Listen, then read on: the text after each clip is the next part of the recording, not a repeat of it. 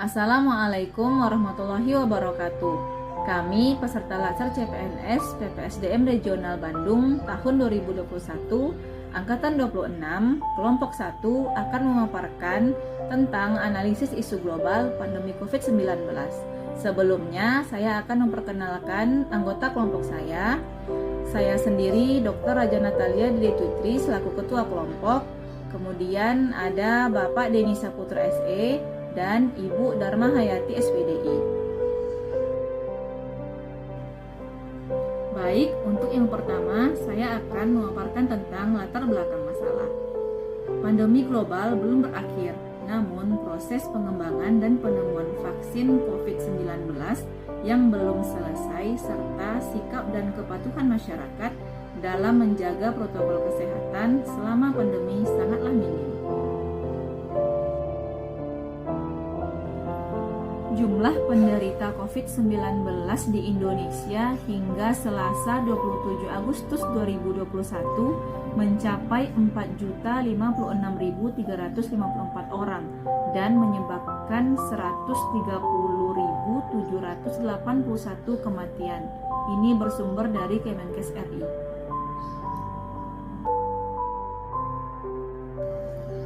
Kejadian munculnya virus COVID-19 mampu melumpuhkan aktivitas semua kalangan masyarakat yang dilakukan di luar rumah. Masa pandemi COVID-19 tidak bisa dikendalikan secara cepat, sehingga membutuhkan penata laksanaan yang tepat baik dari pemerintah maupun masyarakat. Slide selanjutnya akan disampaikan oleh teman saya, Bapak Denny Saputra. Assalamualaikum warahmatullahi wabarakatuh. Terima kasih kepada ketua kelompok yang telah memberikan kesempatan kepada saya untuk menjelaskan pembahasan yang telah kita buat. Pada pembahasan ini saya akan menyampaikan metode pentahelix. Dari isu pandemi COVID-19, kami menemukan beberapa isu terkait pandemi COVID-19. Yang pertama yaitu penyebaran virus COVID-19, kemudian pembelajaran daring, kemudian lumpuhnya sektor perekonomian, dan yang terakhir rendahnya cakupan vaksinasi. Itulah tadi penjelasan dari metode pentahelix. Selanjutnya penjelasan melalui metode USG. Metode USG. USG nantinya akan menentukan isu prioritas. Dari keempat isu yang kita angkat di sini ada penyebaran virus COVID-19, pembelajaran daring, lumpuhnya sektor perekonomian, dan rendahnya cakupan vaksinasi. Kita analis dengan metode USG yaitu urgency, seriousness, dan growth. Dengan tiap isu ini kita nilai dari 1 sampai 5. Dari keempat isu ini kita dapatkan dari tabel analisis USG ini adalah peringkat tertinggi adalah rendahnya cakupan vaksinasi. Yang bisa kita lihat di sini rendahnya cakupan vaksinasi, skornya 15. Itulah tadi metode USG. Selanjutnya metode Fishbone yang akan dijelaskan oleh Bu Dharma Hayati SPDI. Terima kasih kepada Pak Denny. Baiklah, pada slide ini saya akan memaparkan analisis masalah. Sebagaimana yang sudah kita ketahui, bahwa yang menjadi masalah urgen dalam isu COVID berdasarkan identifikasi isu adalah rendahnya cakupan vaksinasi.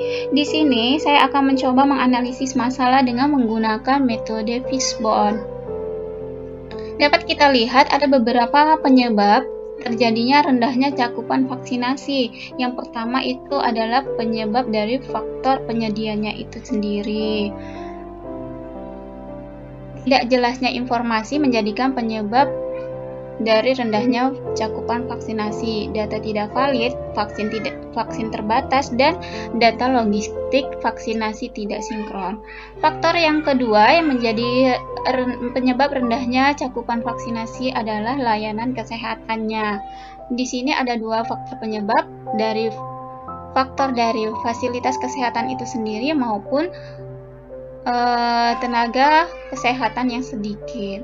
Selanjutnya adalah faktor pendistribusian vaksin. Yang menjadi faktor penyebab rendahnya cakupan vaksinasi dilihat dari pendistribusian vaksin. Yang pertama, tempat penyimpanan vaksin tidak memadai. Yang kedua, daerah sulit untuk diakses. Yang ketiga, terjadinya pendistribusian dari vaksin itu sendiri yang tidak merata. Dan faktor yang terakhir dilihat dari faktor penerimanya. Banyak masyarakat yang merasa tidak percaya akan adanya COVID, kemudian takut akan efek vaksin, enggan melakukan vaksin, dan yang terakhir adalah tidak datang sesuai dengan jadwal yang sudah ditentukan. Itulah beberapa faktor yang menyebabkan rendahnya cakupan vaksinasi. Untuk penjelasan selanjutnya akan disampaikan oleh Dr. Raja Natalia Dedetuwitri. Selanjutnya, saya akan menyampaikan tentang analisis SWOT. Analisis SWOT adalah singkatan dari Strengths, Weakness, Opportunity, dan Threats, atau kekuatan, kelemahan, kesempatan, dan ancaman. Analisa SWOT berusaha menentukan metode guna memanfaatkan secara maksimal semua kekuatan yang ada serta peluang-peluang yang terbuka, sekaligus menekan atau meminimalkan semua kelemahan serta ancaman yang dihadapi sebagai kondisi awal suatu organisasi. Analisa SWOT untuk isu rendahnya cakupan vaksinasi adalah sebagai berikut. Pertama, S atau kekuatan. Pemerintah sudah mengeluarkan kebijakan terkait vaksinasi. Kemudian kesiapan pemerintah untuk menyiapkan vaksin kepada masyarakat. Kemudian yang ketiga, harapan masyarakat agar pandemi cepat berakhir. Yang kedua, kelemahannya. Pertama, kondisi geografis yang menyebabkan proses kedistribusi yang harus bertahap. Selanjutnya, masyarakat masih meragukan efektivitas vaksin dan akibat yang ditimbulkan setelah vaksinasi. Kemudian, susahnya membangun jejaring informasi kepada masyarakat yang tidak melek teknologi. Peluangnya, pertama, kesediaan tenaga kesehatan untuk melakukan pendekatan kepada masyarakat. Kedua, vaksinasi yang diberikan gratis sehingga masyarakat tidak perlu khawatir terhadap biaya. Ketiga, tersedianya platform media sosial untuk memberikan pemahaman kepada masyarakat terkait program vaksinasi COVID-19. Yang terakhir, ada ancaman. Ancamannya yaitu berupa banyaknya tersebar berita negatif terkait vaksinasi. Kedua, herd immunity tidak terbentuk. Kemudian yang terakhir, pandemi ini akan berlangsung lama. Setelah kita melakukan analisa SWOT tadi, selanjutnya kita harus mencari rekomendasi strategis untuk pemecahan masalah, di mana akar masalah yang sudah dijelaskan tadi yaitu berupa pertama, kondisi geografis yang menyebabkan proses distribusi vaksin yang harus bertahap. Ini bisa kita rekomendasikan untuk pemecahan masalahnya, yaitu kita bisa bekerja sama dengan pihak swasta untuk mendistribusikan vaksin agar bisa terpenuhi untuk setiap daerah. Kemudian yang kedua, masyarakat masih meragukan efektivitas vaksin dan akibat yang ditimbulkan setelah vaksinasi. Ini bisa kita rekomendasikan. Yang pertama, perlu adanya sosialisasi dari tenaga kesehatan kepada masyarakat mulai dari lingkup terkecil. Yang kedua, memberikan berbagai jenis media sosialisasi, mau baik langsung ataupun tidak langsung. Yang ketiga, mengecek kembali kondisi masyarakat yang telah divaksin terhadap kemungkinan timbulnya efek samping pada tubuh. Yang ketiga, susahnya membangun jejaring informasi kepada masyarakat yang tidak melek teknologi. Ini bisa kita pecahkan dengan melibatkan tokoh masyarakat untuk menarik simpati dan perhatian masyarakat di saat pertemuan desa dengan tetap mematuhi protokol kesehatan. Kemudian yang keempat, banyaknya beredar berita negatif terkait vaksinasi.